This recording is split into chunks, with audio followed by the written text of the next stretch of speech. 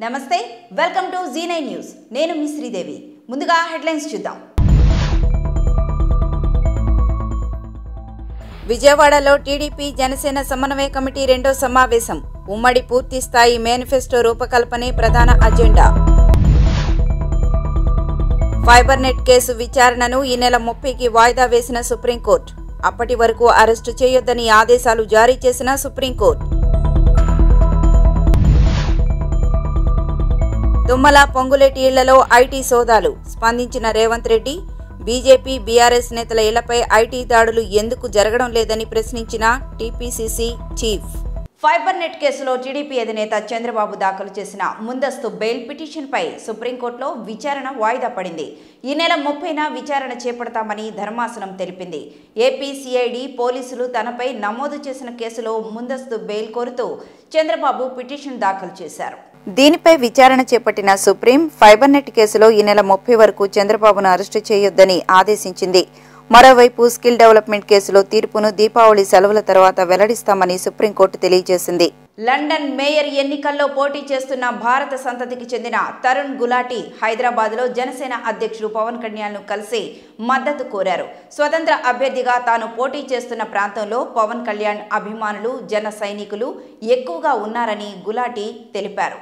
ఈ అభ్యర్థనను పవన్ కళ్యాణ్ స్వాగతించినట్లు ఆయన్ను అభినందించినట్లు వెల్లడించారు. తన అభిమానులు జనసేన శ్రేణులు తెలుగువారు భారతీయులు తరుణ్ గులాటి విజయానికి కృషి చేయాలని పవన్ కళ్యాణ్ కోరినట్లు జనసేన ప్రకటనలో పేర్కొంది. సీఎం కేసీఆర్ 2 చోట్ల నామినేషన్లు దాఖలు చేశారు. ఉదయం గజ్వేల్, మధ్యాహ్నం కామారెడ్డిలో ఎన్నికల రిటర్నింగ్ అధికారులకు నామినేషన్ పత్రాలు అందజేశారు. గజ్వేల్లో సమీకృత భవనంలో రిటర్నింగ్ అధికారికి 2 సెట్ల నామినేషన్ పత్రాలను అందించిన ఆయన కామారెడ్డిలోని ఆర్డీఓ కార్యాలయంలో నామినేషన్ వేశారు. మరోవైపు మంత్రులు హరీష్ రావు, కేటీఆర్ కూడా నామినేషన్లు దాఖలు చేశారు. సిద్దిపేటలోని ఆర్డీఓ కార్యాలయంలో హరీష్ రావు, సిరిసిల్ల ఆర్డీఓ ఆఫీసులో కేటీఆర్ నామినేషన్లు వేశారు. నామినేషన్ పత్రాలను రిటర్నింగ్ అధికారులకు సమర్పించారు. అన్నమయ్య జిల్లా రాయచోటిలో సీఎం జగన్ పర్యటిస్తున్నారు. రాయచోటిలో మాజీ ఎంపీపీ గౌస్ మహమ్మద్ రఫీ కుటుంబ సభ్యుల వివాహ వేడుకకు హాజరైన సీఎం జగన్ వరుడు మహమ్మద్ నిహాజ్, వధువు నూరి షమీలను ఆశీర్వదించారు.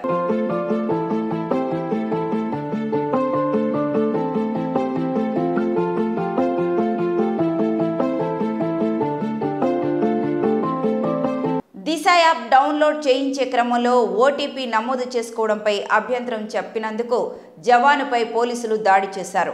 ఈ దాడికి పాల్పడిన కానిస్టేబుళ్లను స్థానికులు నిలదీయడంతో ఆ వీడియో వైరల్గా మారింది. ఈ వీడియో సోషల్ మీడియాలో వైరల్గా మారడంతో ప్రభుత్వం సైతం దృష్టి సారించింది. అనకాపల్లి జిల్లా పరవాడ సంతబయలులో ఆర్మీ ఉద్యోగి అలీముల్లాపై కానిస్టేబుళ్లు దాడి చేసిన ఘటనపై అనకాలపల్లి ఎస్పీ కేవీ మురళీకృష్ణ విచారం వ్యక్తం చేశారు. ఈ తరహా ఘటనలను తాము ఉపేక్షించేది లేదని హెచ్చరించారు. బాధ్యులైన 4 పోలీసు సిబ్బందిని సస్పెండ్ చేస్తున్నట్లు ఎస్పీ కేవీ మురళీకృష్ణ ప్రకటించారు. తాజాగా ఈ ఘటనపై ఏపీ డీజీపీ రాజేంద్రనాథ్ రెడ్డి స్పందించారు. దాడికి పాల్పడిన వారిపై చర్యలు తీసుకోవాలని ఆదేశించారు. కాంగ్రెస్ నేతలు ఎన్నికల్లో పోటీ చేస్తున్న అభ్యర్థుల ఇళ్లలో ఐటీ దాడుల అంశంపై టీపీసీసీ అధ్యక్షుడు రేవంత్ రెడ్డి తీవ్రంగా స్పందించారు. తుమ్మల నాగేశ్వరరావు, పొంగులేటి శ్రీనివాసరెడ్డి ఇళ్లలో ఐటీ అధికారులు సోదాలు నిర్వహించారు. కాంగ్రెస్ నేతల ఇళ్లలో ఐటీ సోదాలు దేనికి సంకేతమని రేవంత్ రెడ్డి ప్రశ్నించారు. బీజేపీ బీఆర్ఎస్ నేతల ఇళ్లపై ఐటీ దాడులు ఎందుకు జరగడం లేదో చెప్పాలని ఆయన నిలదీశారు. రాష్ట్రంలో కాంగ్రెస్ సునామీ రాబోతోందని స్పష్టమైన సమాచారం రావడంతో మోదీ, కేసీఆర్ బెంబేలెత్తుతున్నారని విమర్శించారు. ఆ సునామీని ఆపడానికి చేస్తున్న కుతంత్రమే ఐటీ దాడులు అని అన్నారు. ఈ దాడులను తాను తీవ్రంగా ఖండిస్తున్నానన్నారు. నవంబర్ 30న కాంగ్రెస్ సునామీలో కమలం కారు గల్లంతవడం ఖాయమన్నారు. రాష్ట్రంలో నియోజకవర్గాల వారీగా ప్రణాళికల తయారీకి నిర్ణయం తీసుకున్నామని టీడీపీ ఏపీ అధ్యక్షుడు అచ్చెన్నాయుడు తెలిపారు. రాష్ట్రంలోని 175 నియోజకవర్గాల్లో 3 రోజుల చొప్పున టీడీపీ జనసేన ఆత్మీయ సమావేశాలు నిర్వహిస్తామన్నారు. ఇప్పటికే భవిష్యత్తుకు గ్యారంటీ పేరుతో ఇంటింటికి వెళ్తున్నాం. పవన్ కళ్యాణ్, నాదెండ్ల మనోహర్ ఇచ్చిన 5-6 పాయింట్లను కూడా పరిగణలోకి తీసుకుంటామని ఆయన తెలిపారు. వాటిని భవిష్యత్తుకు గ్యారంటీలో కలుపుతామని వెల్లడించారు. 2 పార్టీలు కలిసి భవిష్యత్తుకు గ్యారంటీ కార్యక్రమాన్ని చేయాలనుకుంటున్నామన్నారు. పార్టీకి 3 చొప్పున మేనిఫెస్టో కమిటీ ఏర్పాటు చేస్తామని తెలిపారు. టీడీపీ నుంచి యనమల నాయకత్వంలో 3 సభ్యులు ఉంటారన్నారు. త్వరలోనే నాదెండ్ల మనోహర్ కూడా 3 పేర్లను ప్రకటిస్తారని తెలిపారు. నవంబర్ 13న మొదటి సమావేశం ఏర్పాటు చేసి చర్చించుకుంటామని, 17 నుంచి టీడీపీ జనసేన కలిసి భవిష్యత్తుకు గ్యారంటీ కార్యక్రమాల్లో పాల్గొంటాయని అచ్చెన్నాయుడు వివరించారు. మళ్ళీ రెండవ సమావేశం ఈరోజు విజయవాడలో జరుపుకొని దాదాపుగా 3 గంటల సేపు డీటెయిల్గా అన్ని విషయాలు కూడా చర్చించడం జరిగింది. మొదటగా హోటల్స్లో జరిగే సమావేశం ఇది చివరి సమావేశం. ఇక నుంచి జేఏసీ సమావేశాలు నెక్స్ట్ సమావేశం. మొదట ఒక నిర్ణయం తీసుకున్నాం. ఫ్రీక్వెంట్గా ప్రతి 15 రోజులకి ఒక సమావేశం జరపాలని చెప్పి నిర్ణయించాం. అందులో భాగంగా నెక్స్ట్ సమావేశం జనసేన కార్యాలయంలో జరుపుతాం. తర్వాత సమావేశం తెలుగుదేశం పార్టీ కార్యాలయంలో, అలాగా కార్యాలయాల్లోనే సమావేశాలు జరుగుతాయి తప్ప ఇది హోటల్ సమావేశం లాస్ట్ సమావేశం అని చెప్పి ప్రతి ఒక్కరికి కూడా తెలియజేస్తున్నాను. ఈ సమావేశంలో అనేక నిర్ణయాలు తీసుకున్నాం. అందులో మొదటి నిర్ణయం రాష్ట్ర స్థాయి నుంచి గ్రామ స్థాయి వరకు తెలుగుదేశం పార్టీ జనసేన కలిసి పనిచేయాలి. దీంతో పాటుగా 2 పార్టీల్లో ఉన్నటువంటి అన్ని వింగ్స్, లీగల్ వింగ్ కానీ, టెక్నాలజీ వింగ్ కానీ, ఇటు ఎన్ఆర్ఐ వింగ్ కానీ, ప్రతి వింగ్ కూడా కలిసి పనిచేయాలి. ఈ రాష్ట్రమైనా దేశమైనా ప్రపంచంలో ఎక్కడున్నా సరే 2 పార్టీలు కలిసి పనిచేయాలని చెప్పి నిర్ణయం తీసుకున్నాం. గత సమావేశంలో ఉమ్మడి జిల్లాను ఒక యూనిట్గా తీసుకొని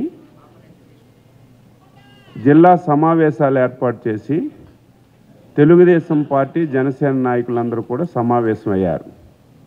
దానికి కంటిన్యూస్గా రేపు 14, 15, 16 తారీఖులు ఈ 3 రోజులు 175 నియోజకవర్గాల్లో 3 రోజులు కూడా నియోజకవర్గ సమావేశాలు తెలుగుదేశం పార్టీ జనసేన ఆత్మీయ సమావేశాలు ఏర్పాటు చేసుకొని అందరూ కలిసి నియోజకవర్గాల వారీగా ప్రణాళికలు తయారు చేసుకోమని చెప్పి ఇప్పుడే నిర్ణయం తీసుకున్నాం.